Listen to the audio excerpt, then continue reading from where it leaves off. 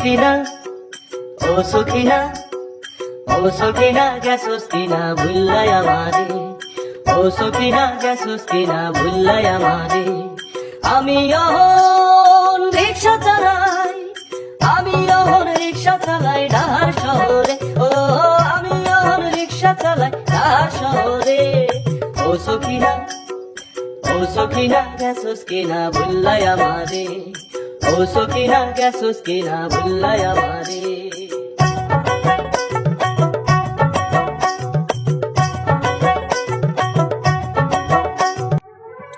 মাত্র 150 টাকার জন্য প্লেন আমাকে কোথায় নামিয়ে দিল।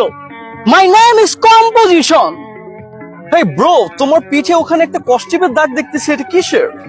বড়দার, এটা আমার জন্মের সময় আমার শার্টে একটা দাগ পড়ে গেছিল, সেই দাগটাই আর কি। ঠিক আছে লডি ভাইয়া,